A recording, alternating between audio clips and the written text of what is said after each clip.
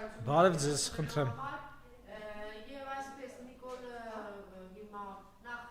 Լյասի ազգային ժողովում է և հայտարարություններով է հանդես եկել, հիմա կներկայացնեմ, բայց մինչ այդ գնացել է սահմանային գյուղեր, վստահ եմ ծանոթ եք ինչ հայտարարություններ է արել, իբրև թե ջրի, չգիտեմ ինչի խնդիրներով ոգևորել է իրենց, ասում է իմ այդ ճանապարհը կտամ, ոնց է քարի ստանալու ինչ եղել, նախ ինչ ծրագիր է այս գրում ինքը իրականացնում, առաջին հարցը։ Երկրորդ շարունակում են կրթել ըստ իրենց հանրությանը,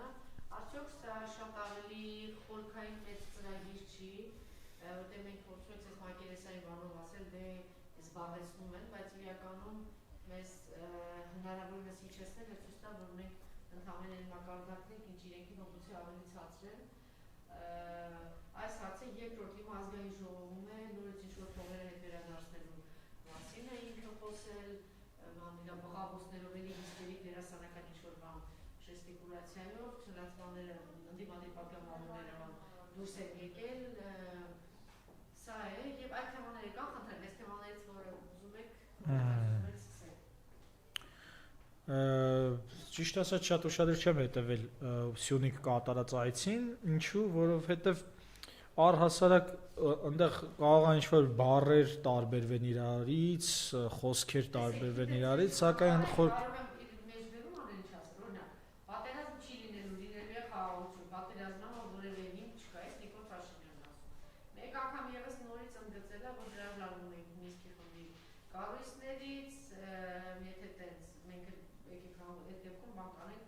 ստորագրենք, մենք Ադրբեջանին առաջարկել ենք խաղաղության համաձայնագիր և Մինսկի խմբի կառույցները լուծարելու մասին ԵԱՀԿ-ին ուղղված համատեղ դիմումը ստորագրել միաժամանակ, այս ազգային ժողովում ասել։ Դրանից առաջ 2018 թվականի հեղափոխությունը բյուջեի աճի նոր տեմպ է տվել, պետբյուջեն 4.2 միլիարդ դոլար, այս սնիկայության բանը թե ինչքան ենք բարդը արտաքին ավելացրել, խոսում եք փաստորեն բյուջեն 4.2 միլիարդ դոլարով ըստ իրա ստացել է, բայց դուք հիշում եք, որ ասեցիք մենք ի վիճակի չեք անգամ 1000 դրամով թոշակ թանկացնել։ Այսպիսի բան եւ դուք ասացիք, որ ընթացքում դες չխանգարեք, խնդրեմ, սկսեք եւի շրջանային այցից։ Ընդհանրապես որևէ շրջան, երբ որ սա այցելում է, կապված չի այդ շրջանի կենսամակարդակը բարձրացնելու, այդ շրջանի տնտեսական մակարդակը ու մարդկանց բարոյահոգեբանական վիճակը բարձրացնելու հետ, ինչը պետք է լիներ երևի կառավարության գլխի այցելության հիմնական պատճառը, միշտ կապված է հայ-ադրբեջանական հարաբերությունների հետ, եթե ինքը գնում է Տավուշ, ապա կապված է հայ-ադրբեջանական չէ, ՔՊԻ և Ադրբեջանի սերտ հարաբերությունների հետ, եթե գնում է Արցախ, կրկին դրա հետ էր կապված, եթե հիմա գնում է Սյունիք, նորից կապված է դրա հետ, այսինքն իր նպատակն է այնտեղ պրոպագանդելու այն հանցանքները, որը ինքը կատարում է հայ ժողովրդի նկատմամբ։ Օրինակ, եթե գնում էր Արցախ, այնտեղ ինքը հիմք էր ստեղծում Արցախի հանձնման համար։ Օրինակ ասում էր Արցախը Հայաստանը եւ վերջ, այդպիսով բանակցությունների համար Հայաստանին դժվար կացության մեջ գցելով կամ ասենք իր բաներին էր, մարդկանց էր, ենթականերին էր այնտեղ դասավորում, տրամադրություններն էր ստուգում, որպեսզի այդ հանձնմանը չխանգարի։ Եթե գնում էր Տավուշ գյուղացիների հետ հանդիպելու, գնում էր Տավուշ գյուղացիների հարիֆացնելու, ինչը իհարկե չէր ստացվում նրա մոտ, բայց նրա միտքը դա էր, որ պետք է գնամ հարիֆացնեմ այս մարդկանց, ասեմ, որ հեսա խաղաղության են գնում, հեսա ձեր տները, որ օրինակ այս տանը, որ 20 տարի ապրել եք, կառուցել եք, անցնելու է ադրբեջանական կողմին, բայց ոչինչ, դրանով բանը, մենք գնալու ենք այսպես կոչված խաղաղության, բարձունքները հանձնելով գնալու ենք խաղաղության։ Հիմա Սյունիքի կատարած այցը նույն կոնտեքստում է, այսինքն եթե ՔՊ եւ Ադրբեջան ընդհանուր այդ սինխրոնիզացված գործող մի կառույց է եւ նրանց մոտ պետք է ուղղակի հաղթահարել այն խոչընդոտները, որոնք կապված են հայերի շահերի հետ, օրինակ Արցախի պարագայում այդ խոչընդոտները որոնք էին, հայկական բանակը, մարդիկ, որոնք հայկական բանակի ստեղծման եւ Արցախի ազատագրման ակունքներում էին կանգնած, հայ-ռուսական հարաբերությունները, հայ-իրանական հարաբերությունները, ինչու՞ չէ հայ-չինական հարաբերությունները, բայց հիմնականում հայկական բանակը եւ այդ մարտիկ, որոնք կանգնած էին այդ ակունքներում եւ Արցախի ինքնորոշման համար էին կռիվ տալիս։ Ուրեմն ինչ արվեց։ Նախ կանչվեց Յուրի Խաչատուրովը ՀԱՊԿ-ի գլխավոր քարտուղարից, Մանվել Գրիգորյանին դատեցին, հիմա չեմ ուզում մտնել նրա մեջ, թե արդյոք այդ դատերը արդյոք Մանվել Գրիգորյանին արժանի էր դատական գործերի թե ոչ, որովհետև այստեղ նպատակն է էական, հա։ Օրինակ, եթե Մանվել Գրիգորյանին դատել են, որպեսզի Արցախը հանձնեն, արդեն այն մնացած մասերը, թե ինչ է տեղի ունեցել Մանվել Գրիգորյանի ժամանակաշրջանում, էլի էական չի, որովհետև մի կողմից արդարադատությունն է նպատակը, մյուս կողմից Արցախի հանձնումը, ինչը այսինքն արդար չի։ Եվ բանակում այդ կադրային ջարդը իրականացնելու ժամանակ փաստորեն այդ բանակը սարքել էին խարխուլ մի հատ կառույց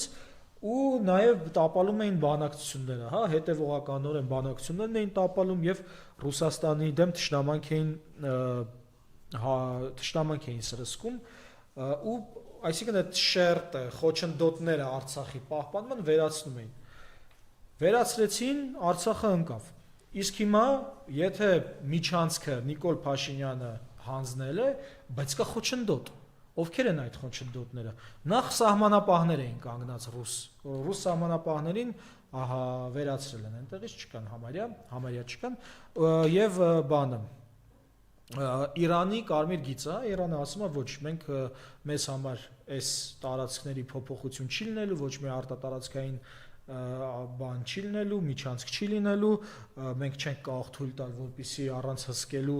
այս Ադրբեջանի մի կետից օկուպացված մի կետից անցնի օկուպացված մյուս կետը, այսինքն Արցախից անցնի Նախիջևան, հա, այդ երկու տարածքները օկուպացված են, պետք է սա հստակ ամրագրել։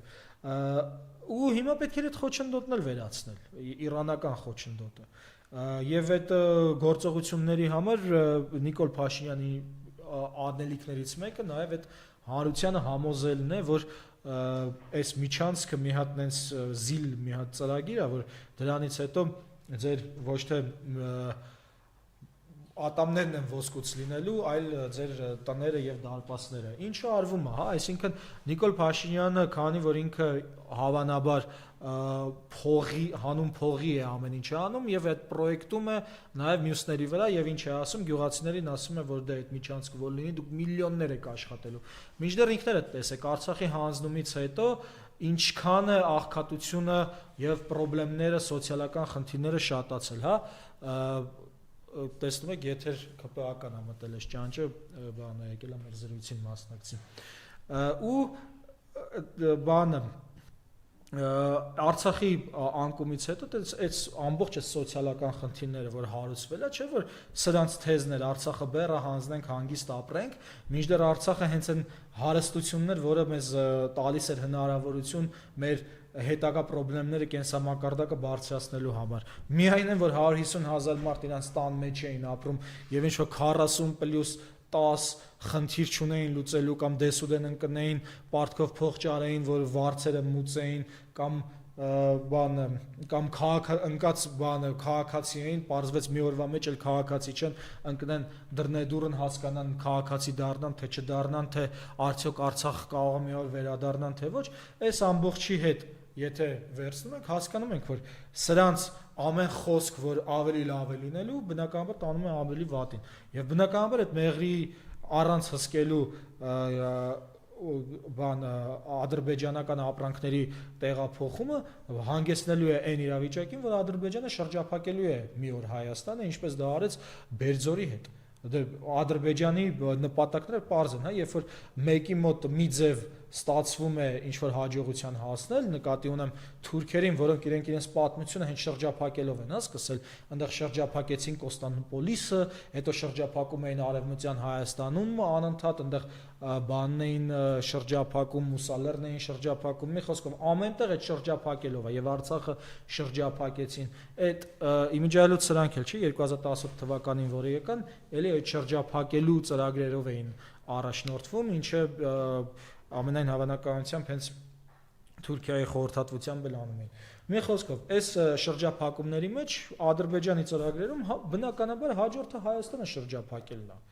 Նրանց այդ իներցիա է, հասկանում եք, դա թուրքական ինքնության իներցիա է, հասնել այն կետին, որտեղ ես կարող եմ այլևս շրջափակել, հյուծել, ջարդել եւ վերցնել այդ տարածքը։ Եվ Նիկոլ Փաշինյանը այդ շրջափակումը իրականացնելու համար շատ կարևոր բաղադրիչ է, որովհետև Նիկոլ Փաշինյանը ներսից ստեղծում է այն պայմանները, որ դրսից Ադրբեջանը կարողանա շրջափակումը իրականացնի։ Հիշենք Արցախի ժամանակ, երբ որ սա ներսից, Հայաստանի ներսից Արցախը ճանաչեց Ադրբեջանի մաս, տվեց հնարավորություն, որպեսզի Ադրբեջանը շրջափակի Արցախը, այլ պայմաններում ինքը չէր կարող շրջափակել Արցախը, որովհետև Արցախի կարգավիճակը դեռ հայտնի չէր։ Վեճի առարկա էր այդ կարգավիճակը, որտեղ կար երկու կողմ, Հայաստանը ասում էր մենք պաշտպանում ենք, երաշխավորում ենք Արցախի ինքնորոշման իրավունքի, Արցախը ասում է դե մենք անկախացել ենք Ադրբեջանից, որտեղ սրանց հետ ինչ ապրես, Ռուսաստանն էլ դե միջնորդի դեր էր ստանձնում, ասում էր ես էլ կնստեմ, կփորձեմ հարթեցնել, մինչև այս հարցը փորձենք կարգավորել։ Հայաստանը դուրս է գալիս այդ վեճից, Ռուսաստանի միջնորդությունը էլ պետք չի, վեճ չկա, պետք չի միջնորդություն, ճիշտ է, եւ ստանալիս է հնարավորություն, որպեսզի Ադրբեջանը շրջափակի Արցախը Ռուսաստանին ասելով հենա, ասում է իմ տարածքն է, իսկ ես իմ տարածքում ինչ ուզեմ կանեմ։ Հիմա նույնը պիտի արվի Հայաստանի հետ եւ հետեւողականորեն արվում է։ Այս մեղրի այցելը, մարդկանց գլխին փափուկ բարձ դնելը, ցեղասպանության պայմանագիր կնքելը, անունը դնել խաղաղության պայմանագիր եւ այլն եւ այլն։ Մինչդեռ տեսեք, որևէ պայմանագիր, որը կնքում են սրանք, ինքը որևէ ուժ չունի, որովհետեւ պայմանագիրը, եթե դուք ձեր հարևանի հետ պայմանագիր եք կնքում, չէ, երկուսդ ինչ որ երաշխիք ունեք, որ այդ պայմանագիրը իրականացվելու է։ Դա կարող է լինել ուժը, դա կարող է լինել հարգանքը ձեր մեջ, դա կարող է լինել ավանդույթները երկու ձեր եւ ձեր հարևանի, եւ հակառակը կարող է ձեր հարևանը ասել, դե հա, հարիֆացնեմ մի հատ ստորագրենք, հետո ես էլի իմ տարածքը առաջ կտամ, իրա բորդյուրս կտանեմ առաջ, իրա տարածքը կգրավեմ։ Հիմա սրանց պարագայում նույնն է, չէ՞ որ սրանք կնքել են նոյեմբերի 9-ի համաձայնագիր։ Այդ համաձայնագրի տակ ում ստորագրությունն է Նիկոլ Փաշինյանի։ Այդ համաձայնագրով ինչ պետք է աներ Ադրբեջանը, պետք է վերադարձներ գերիներին։ Վերադարձրել է։ Ոչ, ուրեմն ինչ է արել, արհամարել է Նիկոլ Փաշինյանի ստորագրությունը։ Սա այն դեպքում, եթե Նիկոլ Փաշինյանը դավաճանչի։ Էլ ինչ պետք է աներ Ադրբեջանը։ Պետք է կանգներ այնտեղ իր զորքերը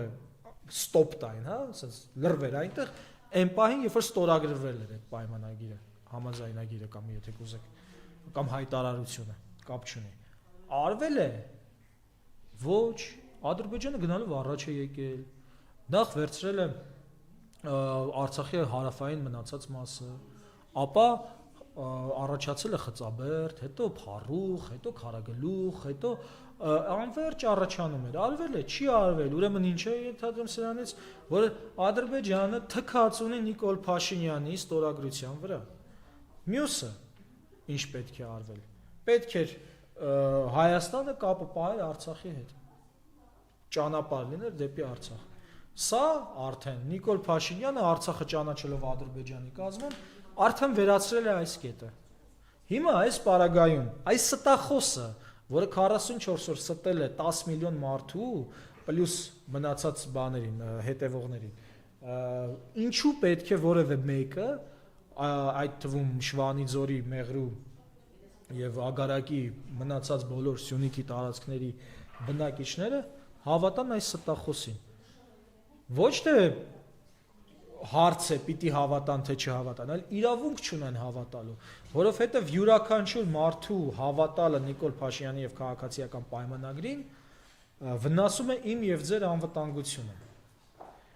Եթե որևէ մեկը ասում է, որ Նիկոլ Փաշինյանը ճիշտ է ասում, նա սպանում է ինձ եւ ձեզ։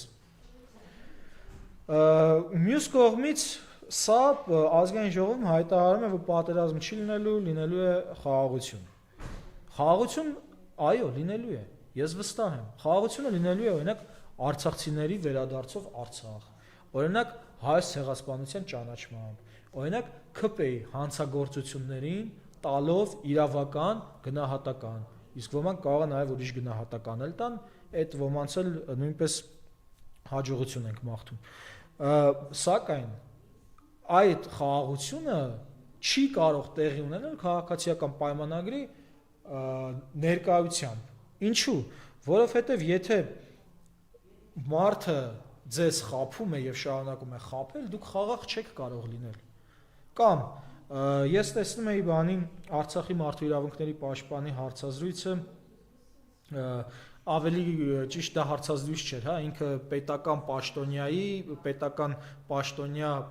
կառավարությանը, դավաճանությանը կից Պետրոս Ղազարյանի մոտ ուղղակի բանի էր, մենամարտի էր, Գեգամ Ստեփանյանի եւ Պետրոս Ղազարյանի, ընդհանրապես Գեգամ Ստեփանյանը ցույց տվեց, որ Պետրոս Ղազարյանը առհասարակ լրագրող կոչվելու որևէ իրավական եւ բարոյական հիմք չկա, որովհետեւ Պետրոս Ղազարյանը այնտեղ կառավարության ներկայացուցիչ էր որպես հանդես գալիս։ Ինչ էր ասում նա։ Ասում էր, եթե բանը քաղաքացիություն չեք վերցնում, ինչ եք պահանջում այս իշխանությունից։ Արցախցիները այս երկրի քաղաքացիներ են։ Անկախ նրանից այս կառավարությունը ինչ դավաճանություն է գործել, հռչակագրի սահմանադրության վրայով ոնց է թռել, խախտել եւ հանձնել Ադրբեջանին, արդեն այդ ապօրինությունների շղթայի արդյունքում է, որ արցախցիները զրկվել են դե ֆակտո ճակերտների մեջ, կեղծ զրկվել են քաղաքացիությունից, դրանք չեն զրկվել քաղաքացիությունից, որտեղ մինչև քաղաքացիությունից զրկվելը եղել են այն ապօրինությունները, որ նրանց բերել են, հասցրել են առանց քաղաքացիության վիճակի։ Մյուս կողմից արցախցիները այստեղ պետական պաշտոններ են ստացել, արցախցիները Արցախի անձնագրով մտել են դեսպանատններ եւ արտերկրի գործընկերները ճանաչել են նրանց անձնագրերը, այնպես որ այստեղ Պետրոս Ղազարյանը, որը կառավարության դավաճանությանը կից էլեմենտ է, նախ եւ առաջ պետքա սովորի հայոց արդի պատմությունը, որի ներկայացուցիչն է նաեւ ինքը, այսինքն ինքը այդ պատմությունը, որը հիմա կերտվում է, ապրել է այդ պատմության մեջ եւ նպաստել է, որպեսզի արցախցին դե ֆակտո զրկվի քաղաքացիությունից։ Ուրեմն հետեւաբար այս հարցը, որ գնացեք քաղաքացիություն ստացեք նոր կառավարությունից բան պահանջեք, ինքը գոյություն չունեցող հարց է, որովհետև արցախցիները չեն զրկվել քաղաքացիությունից։ Արցախցիներին պարտադրում են, որպեսզի իրանք նորից ստանան քաղաքացիություն։ Սա շատ կարևոր է հասկանալ, որ չի կարող արցախցին զրկված լինել քաղաքացիությունից, որովհետև Հայաստանի հռչակագիրը պաշտպանում է Արցախի երաշխավորն է Արցախի անվտանգության, որովհետև Հայաստանի Սահմանադրությունն ու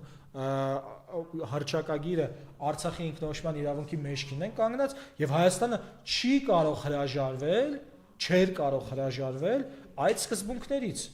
Եթե հրաժարվել է, դա ապօրինություն է, եւ եթե այդ ապօրինությունը բերել է նրան, որ կառավարությունը հայտնի, որ արցախցիները Հայաստանի քաղաքացիներ չեն, դա ապօրինության շարունակություն է, այսինքն դաբլ ապօրինություն է, ապօրինության քառակուսի, ապօրինության ֆակտորիալ է, եթե կուզեք։ Այնպես որ սա նախ հանրային հեռուստատեսությունում մեր հարկերով սնվող Պետրոս Ղազարյանը պետք է մի հատ լավ հասկանա մարդկանց իր մոտ կանչելուց, մյուս խնդիրը, որ այս դավաճանության կից ներկայացուցիչը հայտարարում էր, որ արցախցիների իրավունքները բանակցային սեղանին դնելով դուք հրահրում եք պատերազմ, այս նոնսենս է, սա լրագրողական մի հատ նոնսենս է, որը ասենք առաջի դասարանի յուրաքանչյուր Պողոս եւ Պետրոս կարող է բացատրել, որ ընկեր ջան, երբ որ մարդու իրավունքները խախտվում են, դու պետքա հատկապես եթե լրագրող ես, կանգնես մարդու իրավունքների կողքին, ոչ թե կանգնես քո երևակայությունների կողքին, վայ գիտեք ինչ բան է, հեսա պատերազմ կլինի։ Այդ ուր եք այն ժամանակ, երբ որ մենք ձեզ զգուշացնում ենք, որ հեսա պատերազմ լինելու եւ հենց Պետրոս Ղազարյանին, որ Արցախը հանձնման են տանում։ Ուր եք այդ ժամանակ, այդ ինչու բան չէիք անում, չէիք խոսում այս նույն տոնայնությամբ, այտենց պատերազմից վախեցողներ եք։ Իհարկե Արցախի ժողովրդի վերադարձի իրավունքը որևէ կերպ առնչություն չունի պատերազմական հարաբերությունների հետ։ Արցախի ժողովրդի վերադարձի իրավունքը խաղաղության հարց է, որովհետև չկա խաղաղություն, որտեղ մարդու իրավունքները պաշտպանված չեն։ Խաղաղությունը նրա համար է, որպեսզի մարդու իրավունքները պաշտպանվեն։ Օրինակ, եթե ֆաշիստական Գերմանիան աչ ու ձախ հարձակվում էր, հա, Լեհաստանի վրա, Չեխոսլովակիայի վրա, չգիտեմ, այնտեղ սովետական միության վրա եւ կոտորում էր հрьяաներին, ինչ էր սրանից ենթադրում։ Սրանից ենթադրում է, որ այս մարդկանց իրավունքները խախտվում են։ Ճիշտ է։ Եվ արդյունքում,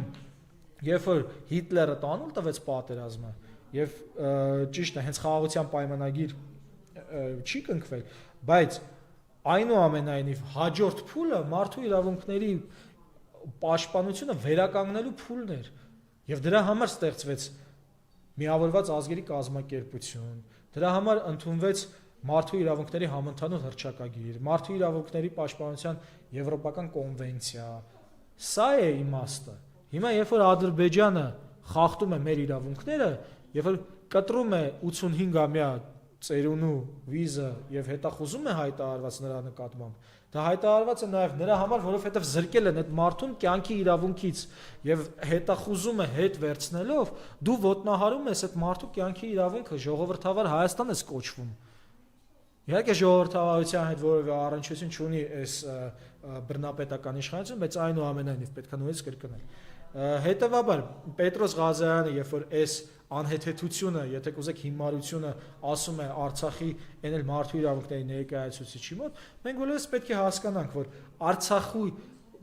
արցախցիների, Արցախի բնակվող հայերի իրավունքները խախտված են, սեփականության իրավունքը, կյանքի իրավունքը, ազատ տեղաշարժվելու իրավունքը, արժանապատվության իրավունքը, այս բոլոր իրավունքները ամրագրված են թե բանով, մարդու իրավունքների համընդհանուր հռչակագրով, թե մարդու իրավունքների եվրոպական կոնվենցիայով։ Եթե համաձայն չեք, որ պետք է այս կոնվենցիաները գոյություն չունենան, այդ դեպքում մենք թողեք մենք ստեղծենք մեր միջուկային զենքը, եւ մենք միջուկային զենքով սկսենք մեր հարցերը լուծենք, եթե մարդու իրավունքները այլևս գոյություն չեն ունենալու։ Չէ՞։ Տրամաբանական է, չէ՞։ Բայց ինչի պետք է գան տարեց մարդուն մեր հայրենակցին մորթեն, մենք էլ ասենք ախպեր, հետախուզում ենք հայտարարում, սրանք գնան հետախուզումը հանեն։ Այդ պարագայում, եթե դուք համաձայն եք սրա հետ, եթե դուք ողջունում եք հայ-ադրբեջանական խաղաղությունը այս մարդկանց կյանքի իրավունքի ոտնահարման կոնտեքստում, այդ դեպքում մենք թողեք մենք ստեղծենք մեր զենքերը, մենք մեզ պաշտպանենք։ Ընդ որում ոչ թե թողեք, այլ պետք է տես լինի, որովհետև եթե չի գործում արդարադատությունը, մարդը իրավունք ունի իր արդարադատությունը ինքնուրույն վերականգնելու եւ անկախ նրանից կձերբակալեն նրան, կգցեն բանտ, ինչ կանեն, կխոշտանգեն, դա չի վերացնում իր իծնե, եթե կուզեք քրիստոնյաների համար Աստծուց տրված, աշխարհիկ մարդկանց համար հռչակագրից տրված իր իրավունքների պաշտպանությունը։ Տրամաբանական է, չէ՞։ Հստակ է, չէ՞, եթե չի գործում արդարադատությունը, ինքը դու պետք է այդ արդարադատությունը իրականացնես։ Հետևաբար, ամփոփելով սա, Պետրոս Ղազարյանը չունի այդ գիտելիքները ոչ միջազգային հարաբերության, ոչ լրագրության, ոչ իրավունքների եւ մարդկայնության հետ կապված, որովհետև նրա այն փախստականների վերադարձ կուզեք ասեք, նա դիտարկում է, որ փախստականների վերադարձի հարցը կարող է բերել պատերազմի, սա ծիծաղելի է, հասկանում եք, կրթվեք, ընկեր լրագրողներ, կրթության գիտության նախարարը ձեր ազգականն է, բարեկամը, կինը երևի, ամոթ չի, հա, չսովորելը ամոթ չի, չիմանալը ամոթ չի, չսովորելն է ամոթ։ Անպայման կրթվեք, որպեսզի հասկանաք, որ փախստականների հարցը բանակցությունների, կոնֆլիկտների մեջ ամենաեական հարցերից մեկն է, եւ դրա համար այս 30 տարվա բանակցություններում, երբ որ վիճարկվում էր իրար հակադարձ բաները, սկզբունքները, մարդու իրավունք, ազգերի ինքնորոշումը եւ տարածքային ամբողջականությունը, երբ որ սա էր դժվարը կոնֆլիկտում, միշտ ամրագրվում էր փախստականների վերադարձը եւ այդ փախստականների վերադարձի ամրագրմանը, որը վերաբերում էր եւ հայ փախստականներին եւ ադրբեջանցի, որ պետքա վերադառնային, այս սրա համար որևէ մեկը չէր կարող ագրեսիա կիրառել այս սկզբունքի համար, որը ամրագրված էր թե մադրիդյան սկզբունքներով, թե հետագայում։ Ինչ են շարունակում, ասեք, փախստականների վերադարձը հմեկով նստած մարդը ասում է կարող է բերել պատերազմի։ Դու ապուշ ես, ոնց կարա փախստականների վերադարձի հարցը, որը ամբողջ աշխարհով դա ընդունված նորմա, մարդասիրական եւ բանի հռչակագրեր։ Դու ոնց կարաս ասես բանը։ Ընդ որում փախստականների վերադարձի հարցը ոչ միայն մարդու իրավունքների կոնվենցիայով է ամրագրված, այլ նաև Ժնևի, այլ կա այնտեղ նախադեպի որոշումներ կան։ Մի խոսքով, այս հարցը եկեք սենց վերջացնենք ու կարծում եմ սրանով արդեն կարող ենք ավարտել այսօրվա խոսակցությունը։ Շնորհակալություն։